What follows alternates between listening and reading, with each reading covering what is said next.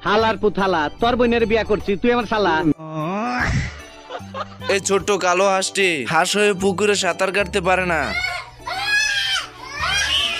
बेकार है भैया, मैं तो टूट गया। সাঁতার না জানার দুঃখে জঙ্গলে এসে হাঁসটি বসে বসে কাঁদতে থাকে। তা দেখে জঙ্গলের প্রাণীরা এসে বলে, বাইক না তোমার বডির এই অবস্থা কে? সুই মুই লাও নাকি? রক মক বাইরে গেছে। এরপর হাঁসটি কিভাবে সাঁতার শেখা যায় সাঁতার প্রশিক্ষকের কাছে চলে যায়। আমি বলুম না, আমার শরম করে। এটা কোনো সিদ্ধি ফিদ্ধি না, এটা সবজি। আচ্ছা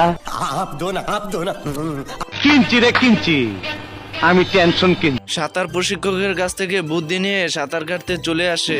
वाह क्या लड़का है, वेरी हैंडसम बॉय, इससे तो बहुत मजा आएगा। সুটিয়ে লাল করে দেবো, নোংরামি বার করে দেবো।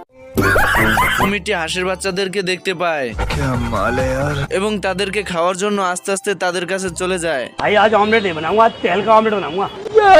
ছোট্ট হাঁসগুলোর বিপদ দেখে এই কালো হাঁসটি চলে যায় তাদেরকে বাঁচাতে।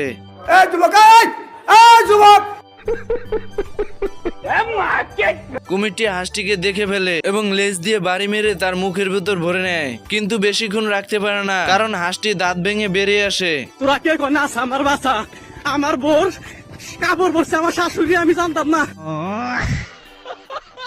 এরপর কুমির এসে হাঁসকে কামড়াতে গিয়ে গাছের গুটির ভিতর আটকে পড়ে, কিন্তু কুমির অনেক ছোটাছুটি চেষ্টা করেও বেরোতে পারে না এবং স্রোতের সঙ্গে চলে যায়। এরপর হাঁস আস্তে আস্তে নদীর কূলে চলে যায় তার বন্ধুদের কাছে। তার বন্ধুরা খুশি হয়ে স্লোগান দিতে থাকে।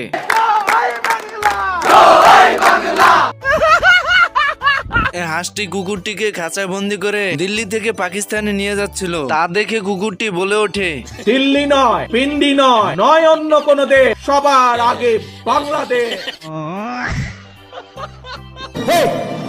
আর এদিকে কুকুর খাঁচা থেকে বেরিয়ে হাঁসের সঙ্গে সঙ্গে নৌকা অব্দি চলে আসে, কিন্তু হাঁসটি বুঝতে পারে না যে কুকুরটি বেরিয়ে গেছে।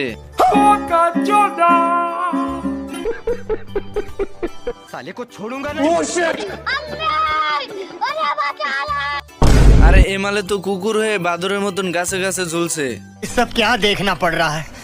अच्छा है मैं अंधा हूँ। তার মানে গাইস, ডিজিটাল যুগে আধুনিকতার ছোঁয়া পেয়ে সব আপডেট হয়ে গেছে।